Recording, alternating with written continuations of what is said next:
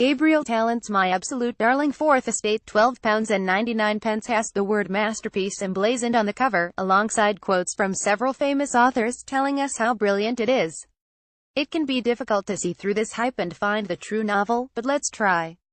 14-year-old Turtle Alveston lives with her father, Martin, a survivalist type who's taught her how to fire a gun and use a hunting knife from an early age. He abuses his daughter, trapping her in a circle of love and pain. When Martin brings home another young girl, Turtle at last finds the courage to confront the man who has so dominated and controlled her life. This is a blood-stained book, etched with violence, with unflinching depictions of abusive sex and desperate love. Yet from beginning to end the writing is overloaded with beauty. I don't think I've ever read a book so in love with its own virtuosity as this. It's a double-edged sword. The brilliance holds the book back from that final true depiction of life. A novel needs flaws, wounds of its own, that correspond to the character's flaws, cracks to let in a little light. But this is an amazing debut. It will be fascinating to see where Tallent goes next. In Prognight's Viking, £14.99, Benjamin Black turns his hand to the historical thriller.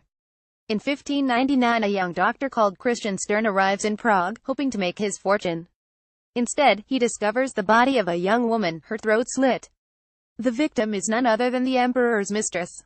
Stern is employed to find the killer's identity, a task that takes him deep into the corrupt and shadowy world of the court, where the black arts of the English magician John Dee hold as much sway as diplomacy and torture. When Stern becomes a lover of the emperor's wife, his own life is endangered. Benjamin Black is the pseudonym of the Booker Prize-winning author John Bonville. Under both names he writes with precision and poise. The best historical thrillers move at two different tempos, the slow reveling in detail and the page-turning thrills of a murder mystery. Prognite certainly works on the historical level, while the crime aspects are taken perhaps at too steady a pace really to hold our attention. The Kafka-in-waiting aspects work best, the labyrinthine nature of court life and the endless intrigues that lead to dead ends.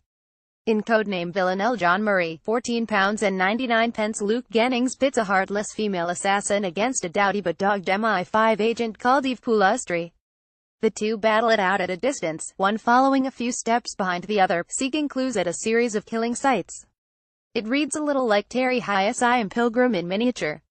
The shortness of the book suits the coldness of Villanelle, but not the temperament of Poulastri, who needs more time and space to become interesting. Jennings pays closer attention to the process of hunting and killing than he does to character building. The final pages are thrilling, but then the book ends and nothing has been resolved, or indeed solved. Only now do we find out that this is the first part of a serial, originally published as an e-book single. It's frustrating. The novel will be a BBC drama series, and this feels like the prose version of Season 1. I wish I'd been given the whole story in one giant book. I Am Pilgrim proved that people are willing to read 800-plus pages of detailed cat-and-mouse games between killer and secret agent. This feels like short measure. As it happens, the shortest book on offer holds the most intrigue. Pascal Garnier's Low Heights Gallic Books, £8.99, continues his run of mordant, black-humored, murderous farces to superb effect. After suffering a stroke, Edouard Lavenant, a cantankerous widower, employs a much put-upon nurse, Thérèse, who struggles daily with his ailing body and his devastating ill humor. The arrival of a young man claiming to be Lavenant's son sets in place a series of events that leads to ever more horrific acts. Garnier balances cruel jokes with startling poetic images that catch the reader unawares. There is no learning in this novel, no explaining of the urge to kill, none of the methods by which we currently account for human endeavor. Instead, the acts of violence happen in the moment, without proper forethought, the outcome of a sudden desire that takes us over. It rings true. And in this novel, the ending is also unresolved, not because Season 2 has to be sold as a separate package, but because the words grow and die and grow again naturally out of life, that beautifully unfinished story.